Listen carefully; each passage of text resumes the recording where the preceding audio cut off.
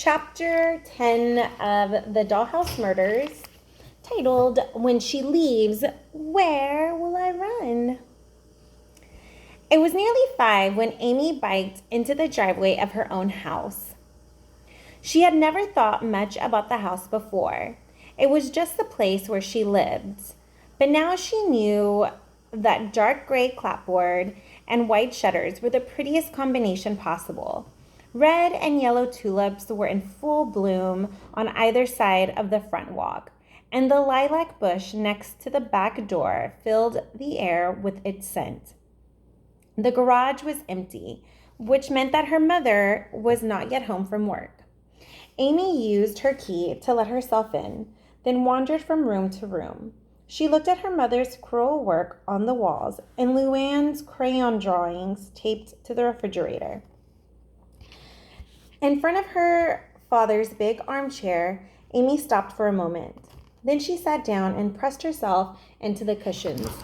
The chair smelled of pipe smoke, and there was a scattering of tobacco in the ashtray on the table. Amy picked up the tray and emptied it in the wastebasket under the kitchen sink.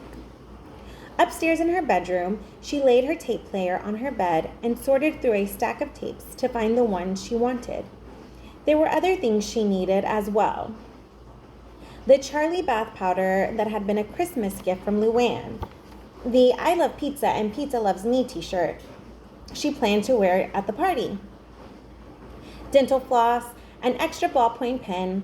As she was dropping her things into a shopping bag, a car door slammed. Amy dashed downstairs and threw her arms around her mother. Then she hugged Luann. Luann's face was flushed and smiling. "Look, Amy," she said, and plunged a hand into a sack she carried. "I made a puppet today. Look, Amy, look." Luann fitted the sock puppet over her hand. She poked a finger up into the stuffing inside. The head bowed and nodded, and Luann laughed. "Like the puppets at the mall," she cried, "only nicer." "Isn't he nicer, Amy?" "Yes, he is," Amy agreed. "Did you make that at school?" "Mrs. Peck showed us how. I love Mrs. Peck. We make things every day." Amy and her mother exchanged glances. Each afternoon, they decide what they're going to do the next day, Mrs. Trelaw said with a funny little grimace. Luann can hardly wait to get there after school.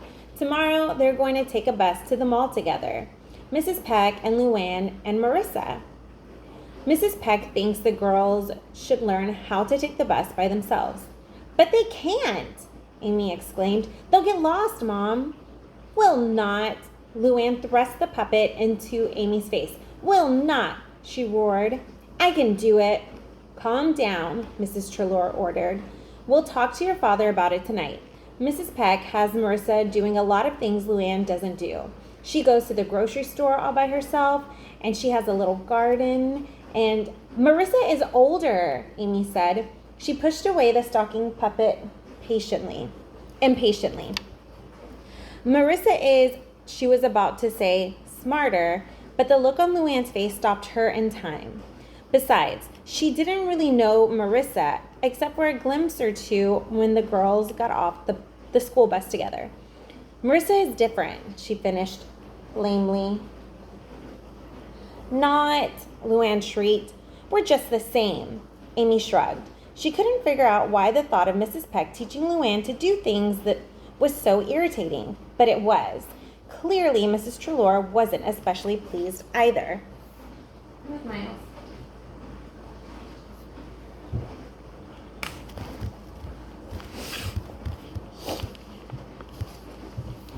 Luann is ours, Amy thought. That's it. We know what she can do and what she can't do. We don't need any Mrs. Peck trying to change things. But that was a silly way to feel. They did need Mrs. Peck, at least Amy did, if she was going to enjoy the visit with Aunt Claire. "Well, it's up to you and Dad, I guess," Amy told her mother in a low voice, while Luann sniffed and rubbed her eyes. "I'd better go. I told Aunt Claire I'd be back early because we have some stuff to do tonight to get ready for the party." Darn. The word had slipped out before she could stop it. Amy almost groaned out loud. This was certainly her day for saying the wrong thing. Party? The puppet dangled, forgotten, from Luann's hand. What party? I want to go too, Mom! Mrs. Trelaw shook her head. Amy's having a few friends over at Aunt Claire's tomorrow night. Nothing special. We'll have her a real birthday party right here when she comes home again. We'll have a cake and we'll play games and you can invite Marissa. But Luann was not to be sidetracked. I want to go to the party at Aunt Claire's house, she cried. I want to go to that party. Well, you can't. The words were sharper than Amy had intended. She was disgusted with herself, and she was angry at her mother too. Why does she always make me feel like a selfish monster? Why can't she just once say, this is Amy's birthday party, and she and her friends have a right to be alone? That would never happen. With a despairing look at Luann's tear-streaked face, Amy ran upstairs to her bedroom. The shopping bag lay at the foot of the bed. She grabbed it and raced back downstairs. I have to go, she said, and felt strange and stiff, as if she were talking to strangers instead of her own family. Say hi to Dad for me. Her mother followed her to the front door, edging around Luann. I'll have your birthday cake ready tomorrow afternoon, she said coolly. Your father can drop it off on his way to Madison. He has a weekend seminar and he wants to be there tomorrow night. The meetings begin early Saturday morning. Thanks, Mom. Amy didn't meet her mother's eyes. I'm sorry. They both looked at Luann, who had turned her back to them and was leaning against the wall. I suppose you are, Mrs. Trelaw said with a sigh. It seems like such a little thing, including your sister in your birthday party, but it's up to you. I guess I can take her out for a hamburger or something when I get home from work. Amy fled to her bike. She fairly flew down the driveway, steadying the shopping bag that was crammed into the bike basket, and swung out onto the street.